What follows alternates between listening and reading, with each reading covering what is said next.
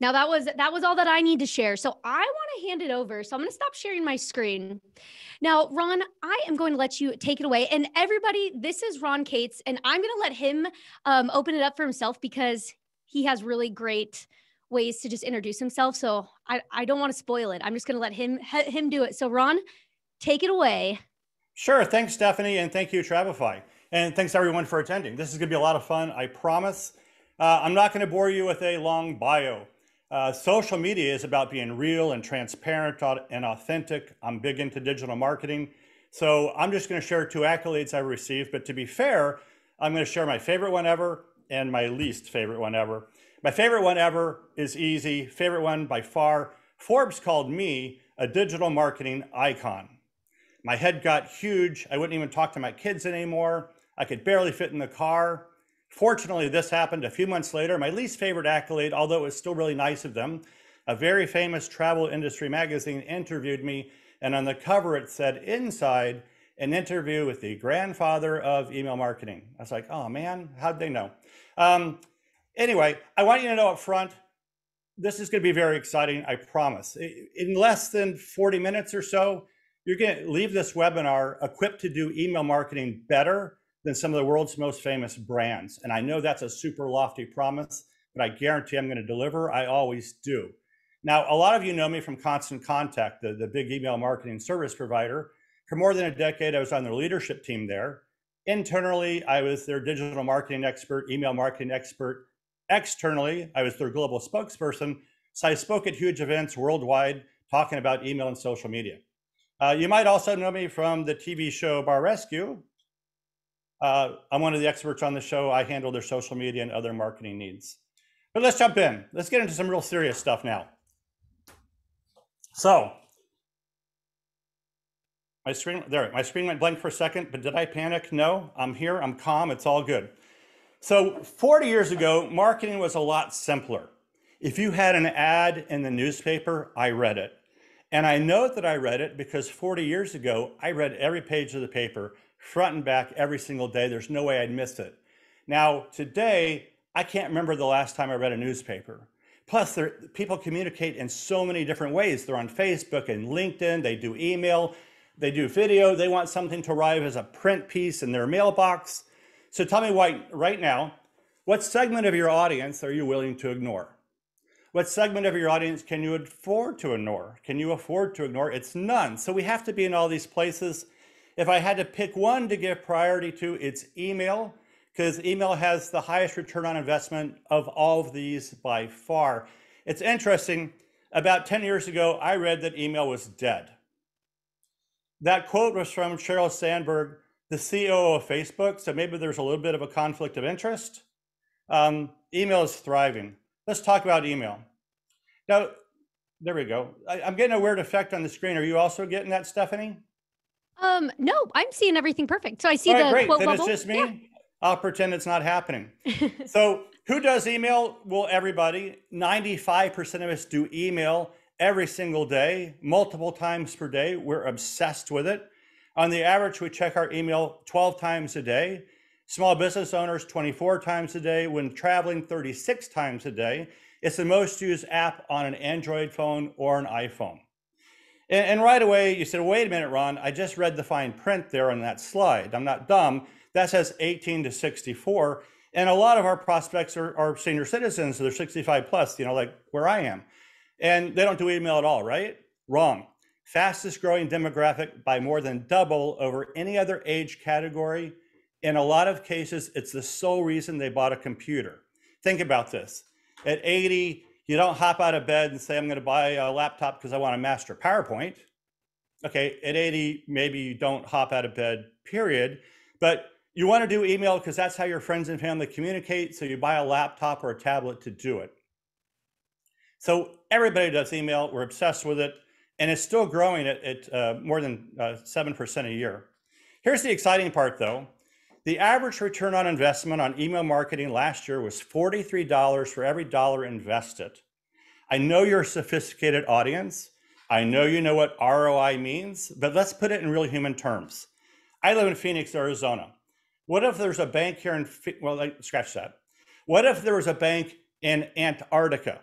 And today only, they're going to have a special where for every dollar you turn into this bank, they're going to hand you $43 back.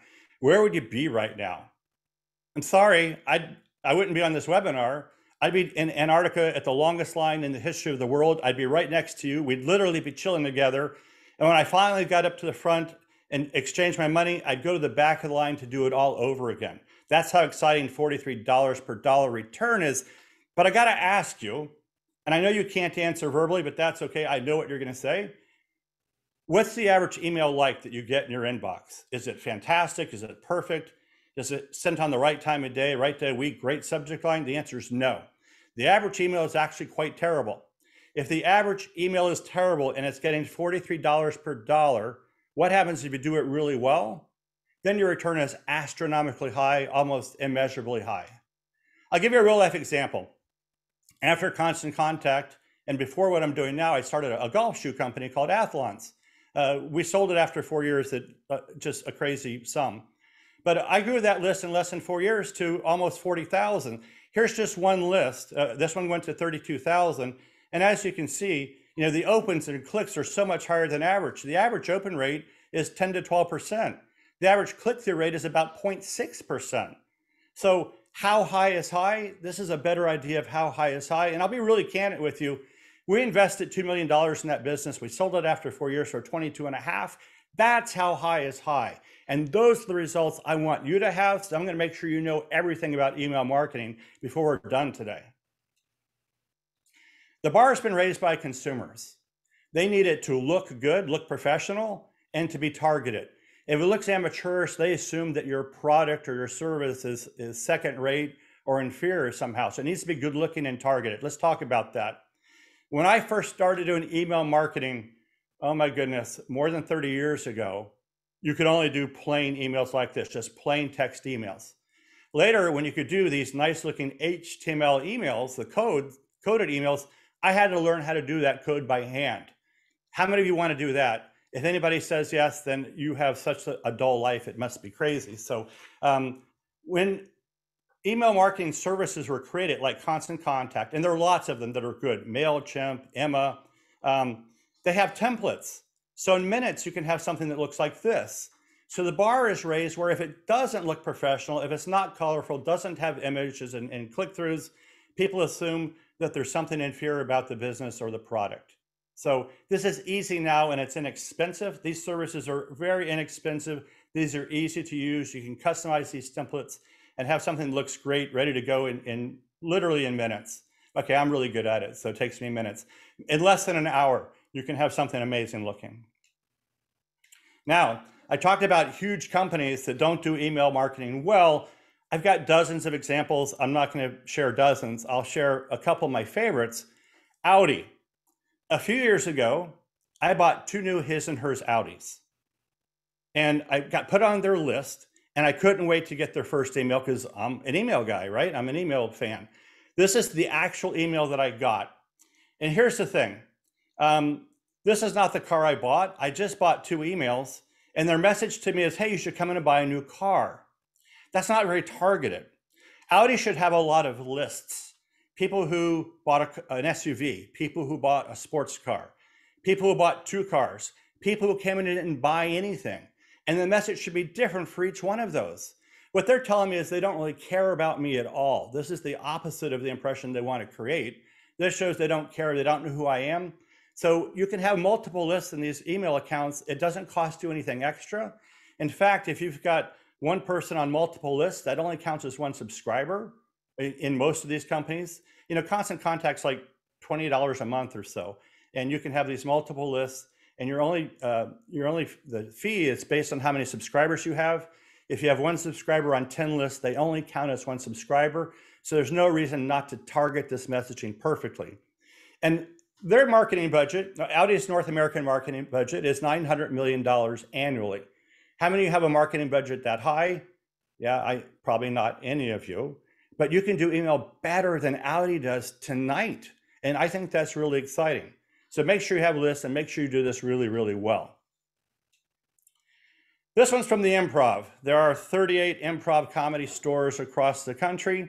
I met with them. They said, and this is almost verbatim, They said, we think our email is pretty much perfect. Because the reason we think it's perfect is because it drives way more ticket sales than anything else we do. And we do everything else. We do radio, we do direct mail, we do call center, and email works for us better than anything else. So we think it's perfect, but we heard you're this email guy. So have a look at it and let us know if you see anything wrong, although you probably won't.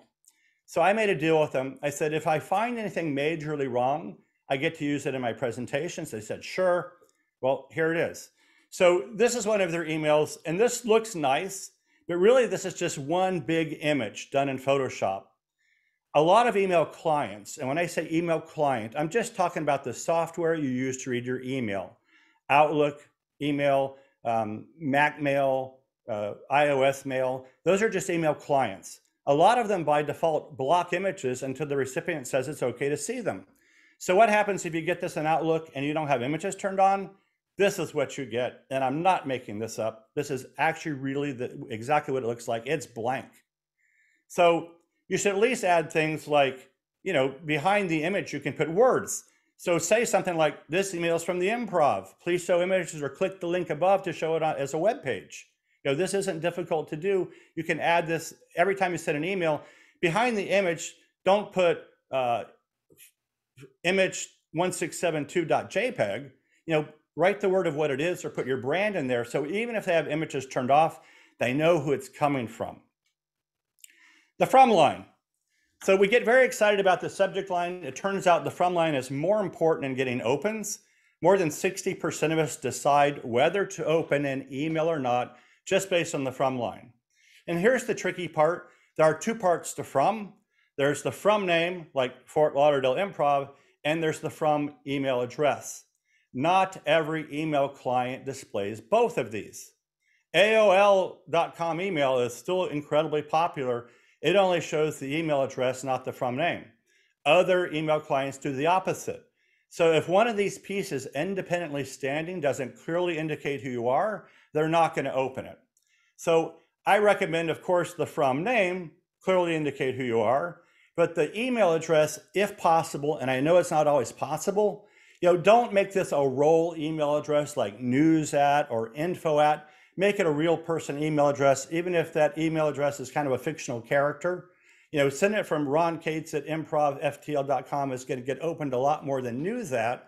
Plus, these role email addresses like news@ or info@ are sometimes getting blocked by major ISPs. The people who deliver the email, like Gmail, tends to block bulk emails sent from what they call a role email address. Now, more exciting and certainly more sexy is the subject line. It turns out the subject line has about a 35% impact on whether they're going to open or not. This is not a great subject line. Mike Epps is going to sell out, so get tickets now plus Saturday, on and on and on. The ideal subject line is 40 characters or less, and that includes spaces. Now, don't get so caught up in counting the letters and the spaces that you throw common sense out the window. If your email subject line is more than 40 characters, if it gets truncated, shortened, cut off, does it still make sense or does it become something silly? I can't talk about this one because of the lawsuit, but Neiman Marcus sent out this email a few years ago, and it was winter fashions you can't afford to miss. In my inbox, it says winter fashions you can't afford. That might be truth in advertising, but it's certainly not the message they intended. And I talked about how big companies do this wrong sometimes. Here's Nike. Nike's latest shoes you won't want, which was supposed to be shoes you won't want to miss. So back to the subject line, the very best subject lines are the ones that tell exactly what's in the email. There's a really big study done not too long ago that showed about a third of the people who don't open the email come in and make a purchase from you within 14 days based on an email you don't open. I'm a big skeptic. I couldn't visualize that. And then it dawned on me, like, I'm a pretty serious tennis player. I'm not real good, but I'm very serious. I live in Phoenix, and there's a store in Scottsdale that I go to all the time. They know me by name. We have a great relationship. So not too long ago, I got an email from them. It said 40% discount off shoes this weekend only, 40% off clearance shoes. I didn't open the email. I didn't click on anything, but but I was online Saturday and I spent over $100. So even emails that don't get opened have impact on sales. Make sure your subject line tells what's in the email. They're more likely to open it, but even if they don't open it, they're more likely to take action. Action will not always be a click or an open. The best way to judge your email results is, did the cash register ring and how much did it ring? How often should I send these? Well, how much promotional content should I send? How often? Not this much. This is from Best Buy, and this is like that's a day or so, or a few days. So that's crazy. Not that often. And how much promotional content? It depends. So here's how I'm going to tell you how to figure it out. How much promotional content you send versus educational content, and how often you send. Those two things vary by the strength of the relationship. If it's a regular customer, a fan, a regular client, you can send to them more often and with more promotional content. If it's a prospect, a weak relationship, I send less often, more like once a month, and I send more educational content. Let me give you a real life example of how this might work for you. So Ron's Rackets, which is fictional for now, but maybe someday it will be real. I could get this email from Ron's Rackets, and if I was a regular customer, I was in there all the time, I would like this because it's a buy my stuff email. Most emails are buy my stuff, and that's a mistake. We know you sell stuff, what makes you different. So if I had a list of fan customers, big customers, I could send them this every single week and they would love it. Oh, here's the new shoes, the new strings, the new rackets. Now, if I went in there one time only 3 months ago to get some tennis balls, and I start getting this every single week, I'm going to hate them. They're a spammer to me. So for your other lists, start with at least 2 lists, customers and prospects. And for that weaker relationship, the prospect list, I'm going to send something like this once a month. This is an email with a really good tip on how to improve your forehand. There's no promotional content. There's no buy my stuff. It's just a good technical article. So who wouldn't want to read this? Nobody's going to view this as spam. I almost don't care who you send this to. Oh, okay, that's true. That's not true at all. It needs to be permission based. But you could send this once a month or so, educational content, they would love it. Now, some of you are probably thinking, well, that's great, but what does that do for me? Well, it allows you to stay top of mind, because even if they love you, they forget about you. We get 4,000 marketing impressions per day in the US and Canada. So how do you stay top of mind? Email is one of the best ways to stay top of mind. If you don't think that's a big deal, think about all the restaurants that you love, but you just forgot to go to. You just don't remember them until you've gone somewhere else. Oh, I should have gone to Honey Bear's. So if I got an email from that restaurant once a month or every 2 weeks, I would salivate for that chicken sandwich. I would go over and buy it. So I'm staying top of mind. That's critical. I'm elevating myself. I'm showing off my technical expertise. That's very important. More important, down at the bottom, it says click to continue. I don't give them the whole article. I give them half. Now, where do you think that click to continue goes? It goes to my website. And I've got the whole article, but right next to it, did you know the type of strings you use can have a big impact on the power of your forehand? Click here for string specials. This is gold. I cannot invade their inbox with a lot of promotional content if that's not what they want. But if they click of their own free will to come to my website, all the gloves are off. They expect to be sold to now, and I'd be crazy not to. So I'm always going to have promotional content that's related to educational content right next to it, literally adjacent to it.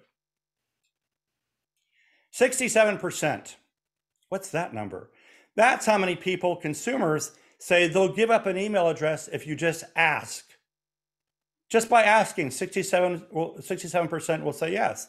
Now, I have to ask you, what's the average ask that you receive? For me, it's usually something like, hey, you don't want to give me your email address, do you? So if something that weak gets 67% to say, oh, yes, I do, what happens if that ask is really good? We do this great email update every month. You get to know about all the bargains. You become an insider. It's going to be a lot higher than 67%. And plus, I want to make sure that they can sign up everywhere I connect with them. This is how many of you ask. 34% of you ask, but 67% say they're going to give it anyway. So you need to be all over this. You got to train your staff to ask every time with a really good ask. That means over the phone, the email signature line, text to join, any way you can think of. At the end of your answering machine message, it should be, yeah, we're open 9 to 5, Monday through Friday, but you can join our email list by texting this word to this number. That's how easy it is. Your email signature line. I mean, how many of you send and respond to emails all day? And I know you've got a signature line. It's got your company name and your website. It's got your phone number. It's got your photo. But how many of you have, click here to join our email list? This should be on yours and everyone on the staff's email signature. An easy way for people to join. They take action and they do this. And even then when they go to sign up on your website, in a prominent location on every page, prominent location, upper left gets more attention than anywhere else on a computer screen. If this is the most important thing, and I suspect it might be, put it in upper left. Every page, the reason I say every page is today with Google, they don't come to your home page nearly as much. They're more likely to land on a different page. So every page has to have it. Another option is do a pop-up. An ideal pop-up is going to show up about 7 to 9 seconds after they get on the site, so they have time to settle in. If it pops up immediately, they're probably just going to close it. And then, intuition and the way most of the industry does it, they usually give them a discount, like 10% off or save $10 on your first purchase if you sign up for our email list. So I did some serious A/B testing with big lists, and I found that when I gave a financial incentive, I got good sign up. When I took it away and I emphasized become an insider, receive exclusive stuff, that insider effect, that member, that gold card effect, my subscribers doubled with no financial incentive, doubled. And like I said, at this company, Athlons, we grew the list to over 60,000 in less than 4 years. Never bought a list, would never even consider it, never scraped a list. That's just a bad idea. People need to opt in organically. Should I buy a list? The short answer is just no. I've been doing this for a really long time. I've never seen a purchase list create more business than the list cost. In most cases, you're just paying money to make your prospects mad at you. The number one reason people opt out is too much email from you, or if they don't remember signing up, or if they didn't sign up, then they're going to spam report you. And pretty soon you won't even be able to do email marketing because the really good email marketing services don't allow a lot of spam. Now, what about when they go to opt out? Say I'm sending them this stuff every week and they go to opt out. In the opt out settings, I can actually have something like this appear where I give them options besides just, I'm going to get out of everything and I'm subscribing to everything. If you have multiple lists, you can have entries like this. So, hey, send me 1 email per week or send me 1 per month, or, give them some choices so you don't lose them. Maybe it's just the cadence. Again, the number one reason they opt out is they get too much email from you. So let them define and give them other options besides your current cadence, your current frequency. Maybe they'll stay a subscriber if it's only once a month. I mean, here's the exciting thing about email. So, why do I want to capture them on my website? Maybe you paid for SEO and you've got this amazing website, and I come to your site, I'm really impressed, but I'm not ready to buy today. I leave. How do you know I'm ever going to come back? Email, if I sign up for your email list, it's now a two-way street for the first time. I have permission to get out in front of them on a regular basis. And here's the big thing, especially when it comes to travel, I can't control their budget or their buying cycle. What I can control is when they buy from me. Email is the way that I do that because I get in front of them on a regular basis. And really, I don't care if it's next week or 3 years from now. If that's going to be when they buy, all I can control is that they buy from me. I want that to happen. So I see a lot of people make a mistake where they clean out their email list based on people who don't open it or don't click on something. To me, that's crazy. Email comes out to about 1/10 of a cent per send. Once you have a decent sized list, I'm going to keep them on my list forever, until they buy or they don't buy or whatever happens. How long should they be? How many photos, how many clicks, that sort of thing, links. Shorter is better. I'm sure you're happy to hear that. 20 lines of text. We live in an age where we communicate in an incredibly concise way. I mean, we used to actually write letters. And later on, that became email. Well, email was too long, so we started texting.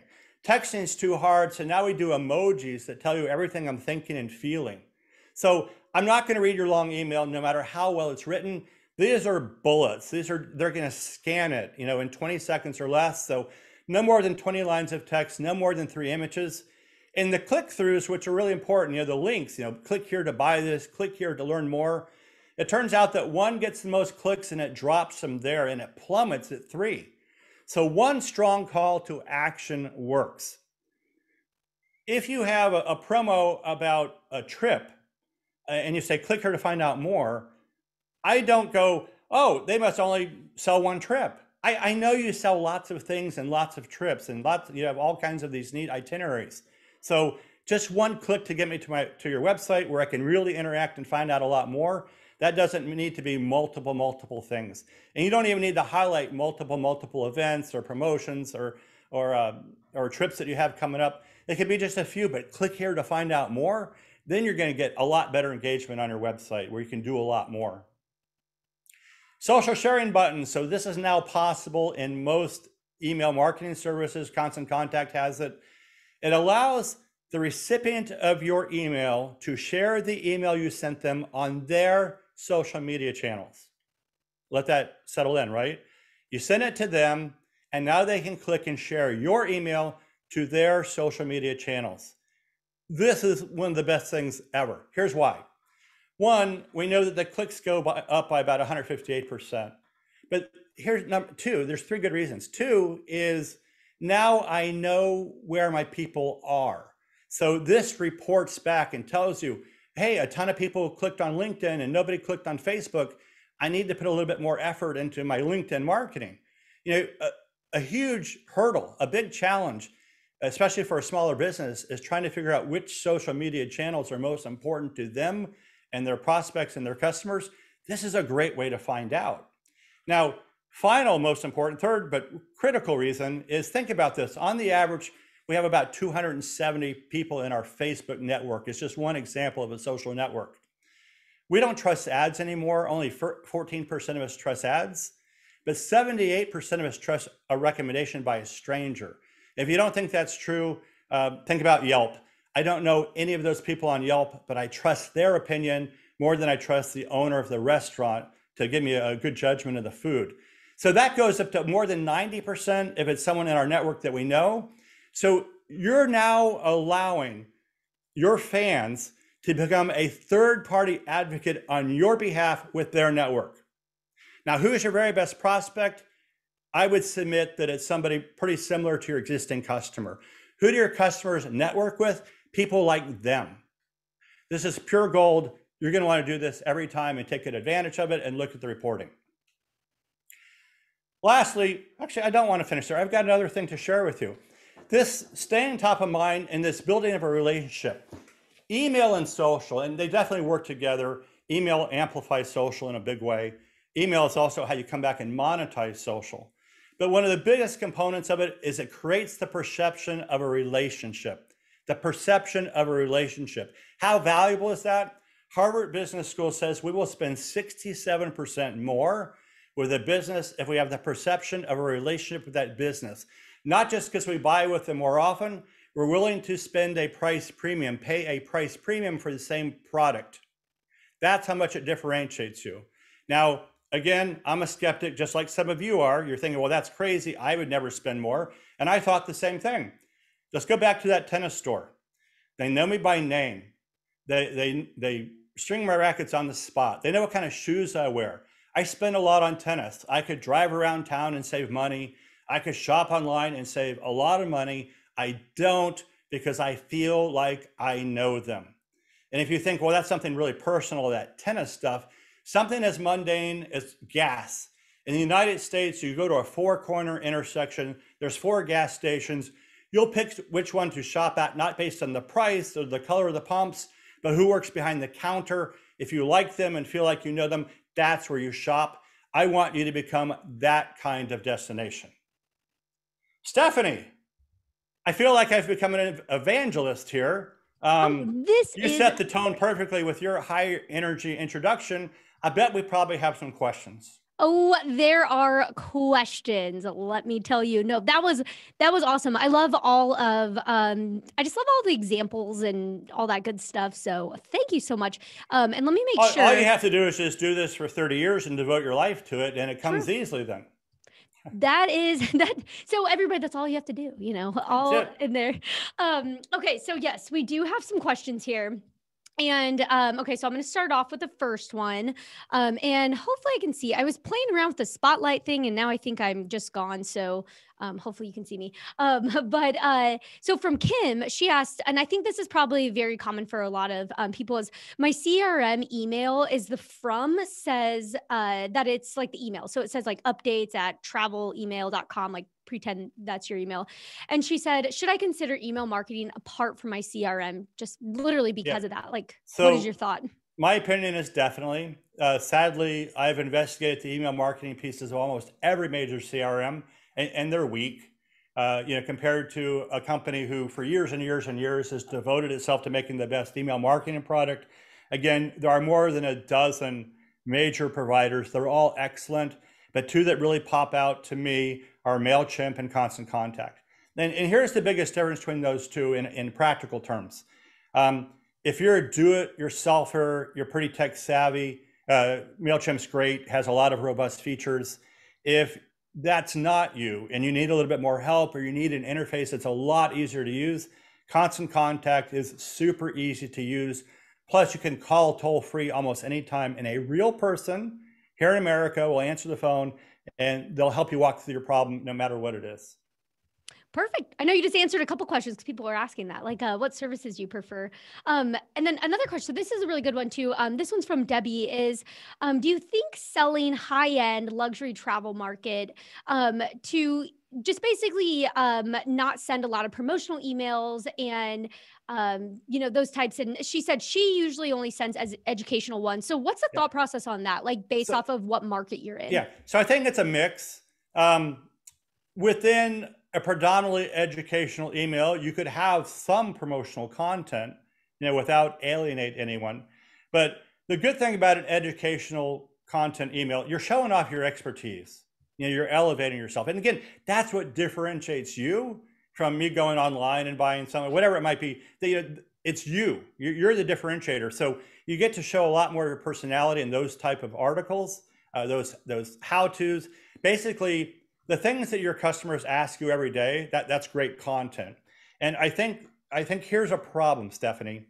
A lot of people, they have a hard time viewing themselves as an expert because they know it. But the reality is, expert is a relative term. You know more than these customers, so to them, you're an expert. And we're very shy in the United States, and especially Canada in some ways. We have a tough time promoting ourselves. So don't shy away from that expert label. And one time I was doing a session on subject lines, and I had someone who made these cupcakes, gourmet cupcakes. And so I'm like, okay, here, a good subject line would be world's best cupcakes, colon. And then I was trying to think of what to say next. And she said, well, wait a minute. How do I know they're the world's best? And I said, if you don't think they're the world's best, you're in the wrong business. You should be doing something else. And I mean that. You don't want to do a seminar with like the third best email guy in the zip code. So you have incredible expertise. I really want you to show that off. By the way, speaking of subject lines offhand, my favorite subject lines, besides telling you what's in the email, if you want to improve your open rates, if your company name is short, add that in the front of the subject line. So like Athlons, colon, 3 spring something, like the YMCA, I helped them pro bono. Huge list, tiny open rate. And their email subject line was always the same. It was YMCA news, YMCA news. Open rates had dropped to nothing. I changed that to YMCA colon 3 spring swim tips, and open rates went up by more than 80%. Who's it from? It's from the YMCA. And yeah, even though they see that in the from line, open rates improve if they see it again in the subject line. And short, what's in this? It's 3 things. So I know it's short. What is it? Swim tips. I want those. So it kind of does everything you want to do. Yeah. Subject lines are so important. Even here, like they're always there. You have to be very creative. And one thing that you even talked about at the beginning, that's really important is just previewing it. Just send it to yourself, test it out, see. Cause like that was kind of funny the way Yeah. some of those subject lines you showed end up. Don't just send it to yourself You because send you wrote it, right? And mm-hmm. you're in the industry, you're going to get all of it. So make sure you send it to some other people who maybe aren't. So does it make sense to them? If it makes sense to them, then it'll make sense to everyone. That's good. Um, I had another tip, but I forgot it. It'll come back to me. Don't worry. Yeah. I'm sure that one of these questions will probably spark it. Yeah. So this is another one because I know that there's a lot of like host agencies that do provide content. So like Evelyn said, my host agency has an email marketing program that I can sign my clients up. Should I have my own personal newsletter? Yeah. My opinion is yes, but I'm also practical. I mean, you can only do so many things. So if that's something that you are forced to turn over to someone else, okay, but it's always going to be better if you do it yourself. Or here's the, like right now, I'm the VP of marketing for a really big, a huge company. I mean, we're a Fortune 500 multi-billion-dollar company. I've got a huge team, and we do have to outsource a lot of our things to get it done. But here's what I look for. Does this agency, did they ask the right questions? Do they know who we are? Do they know our brand? Do they know what words we would use and what words we would not use? Are they speaking or writing in our voice? If so, I'm pretty comfortable with it. But if you're with an agency who isn't asking you all those types of questions, they're the wrong people. I mean, we're talking about branding. And I know that's like a scary, big, complicated word, and we try to make it technically complicated. It's just your persona. What's important to you? What are you excited about? What are you passionate about? What words would you use? What words would you not use? If your brand was a human, what do they look like? What do they say? What do they believe in?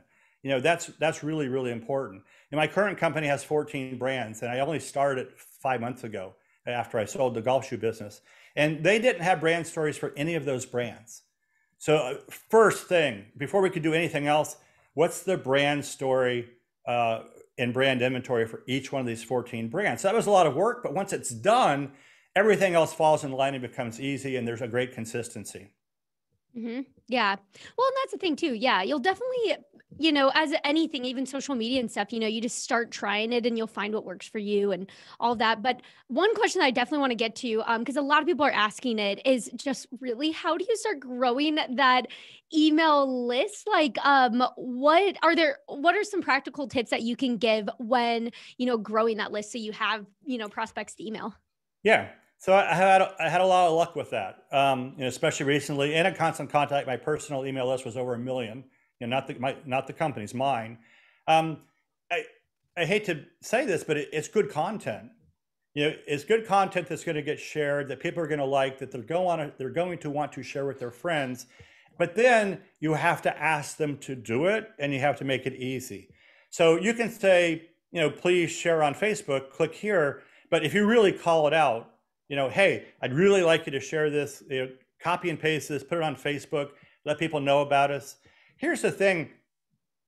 Everybody listening to this webinar, if they've been in their business more than 6 months, they could spend an hour telling us, story after story of where they've bent over backwards. They've done crazy things to make somebody happy. They turn them into a fan. And then I'm like, well, what did you do with that? And they're like, well, I hope they'll come back. They're a fan now. Ask them to. Ask them to post on Facebook. Ask them to forward your email to everybody on their list, that sort of thing. They're actually excited to do it. You just have to empower them and make it easy and ask for it. Mm-hmm. That's a big one. Yeah, definitely ask. Utilize them. And so here's another question that kind of goes off of that. Just really to give you one quick idea on that too. Yeah. That website capture, just traffic to your website. So with that pop-up, becoming an insider, we're getting 62% of every web visitor to sign up for our email list. That's huge. I've never heard of that. I've done this for a long time. So that type of messaging really, really works. It's the American Express Gold Card thing. I'm a member, I'm exclusive. I get to learn stuff that no one else gets to learn. I'm a teammate of this agency, right? That's powerful. It's more powerful than money. Yeah, that's so cool. It makes sense too, because just if you think about it yourself, you're like, yeah, I'd rather want to be part of that. That's cool.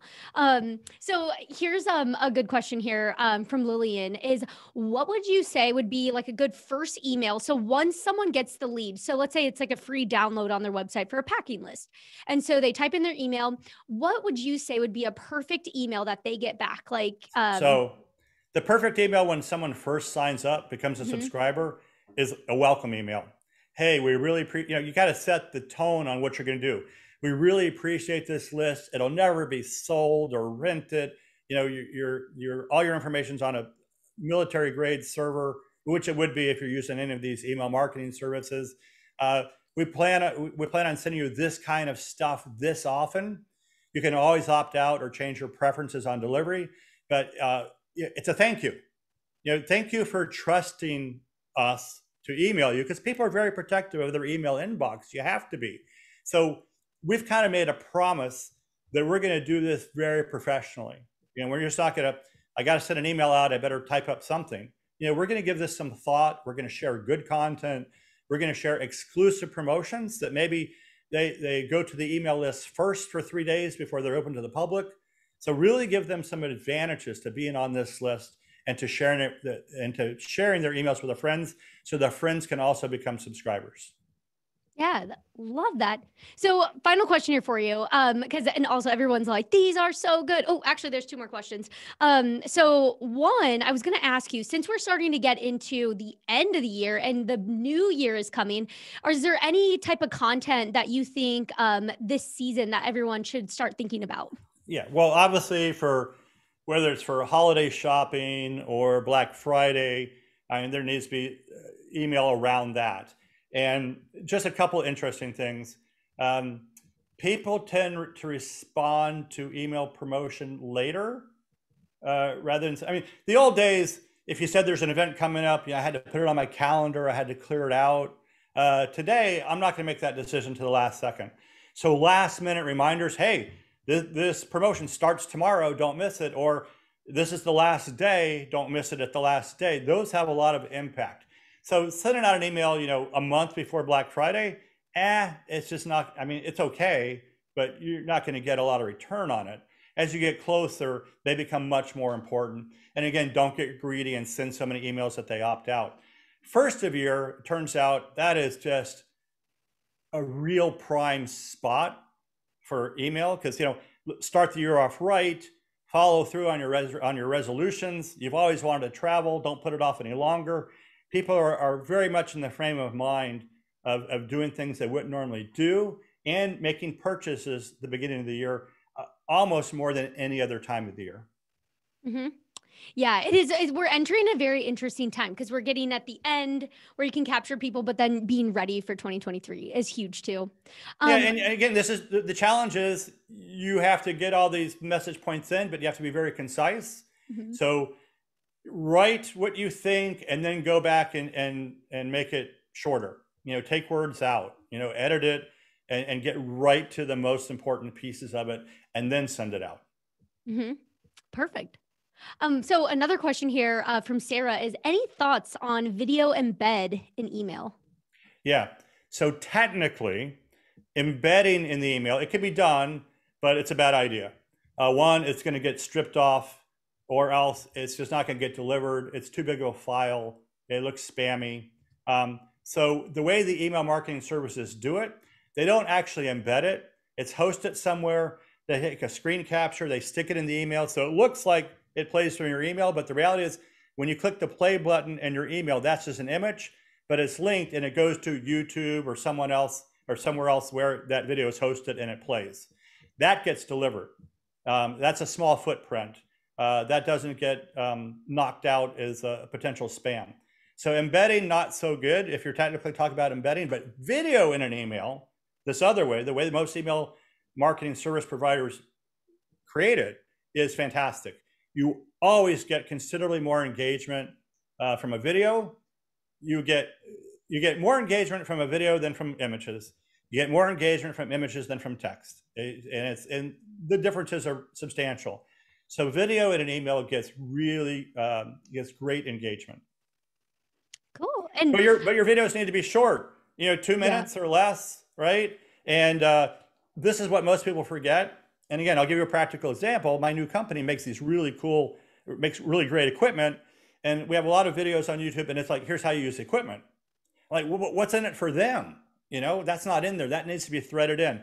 This way you'll get your job done faster. It'll be done better. You'll get more referrals. You'll get more repeat business. That's what's in it for them. And that needs to be subtly entwined throughout these videos. Perfect. And so we've been touching on this one, a big one, but I just want to ask it from Ellen here, because this is a really big thing is when you're starting out. So Ellen said, I recently started my business and don't have a robust mailing list. How do I build my list if I don't buy one? Yeah. So I get this often, and I understand it. You have a list. You have friends and family, if nothing else, right?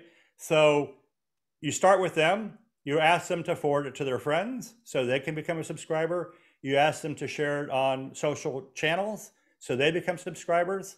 And then most important, again, anywhere you connect, you make it easy to sign up for your email list. That means in your emails, it's in the subject line.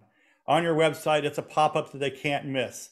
A lot of these services have text to join. That could be on a poster, text this word to this number to join our email list. It could be at the end of your answer machine message. It should be mandatory that everybody on the staff asks during a phone call or in person. And I know there's a lot of reluctance to do that because they're like, oh, I'm getting their email address. It's something of great value you're giving away for free. You've got expertise in there, the hard-earned expertise that you're sharing for free. Give away intellectual property. Don't be shy about that. I'm not going to use that. So there's been a lot of studies done on this. It's really rare that we use your expertise and go buy somewhere else. We tend to buy from you like 98% of the time. So give it away. Let people know that you know everything about this and they're more likely to buy from you. Perfect. And I know that this was talked about a little bit too, but I know it's really important. So I just want to bring it up again is a couple of people asked, like, do you need to have certain rules for adding? Like, do you have to ask them or like, is there like an opt-in? I'm so glad that question came up. So there's the legality of spam and there's the reality of spam. The legality, it's a free for all in the US anyway. In the US, you can buy a list. You can send anybody you want to. When they want to opt out, they let you know and you have 10 days to remove them. That's who cares. By the way, in Canada, it's a lot stricter. It has to be pure opt-in. And if it's not, they have fines that they are levying to small businesses. So the legality versus the reality is much more important. The reality of spam is if I didn't subscribe, or even if I don't remember subscribing, to me, you're a spammer. I now hate you. I will not do business with you. I'll tell my friends not to do business with you. Don't become what I call the accidental spammer. Because intuitively, sure, I could buy a list or I could scrape the web for email addresses, but the reality is that doesn't work and it backfires. So you're doing a lot of work or even paying money to alienate potential prospects. Do it the opt-in way only. And in opt-in, there's explicit and implicit. If you hand me a business card, you've given me implicit permission to email you because your email address is there. You've implied I can email you. It's easy to take that up a notch to explicit, which is a lot better, where you hand me your card like, hey, I've got your email address here. I do this really cool email every month or every 2 weeks. Can I add you to the list? They're going to say yes. So explicit is way, way better. Implicit is okay. But if they opt in from your website or from a text, that's explicit permission. They definitely opted in.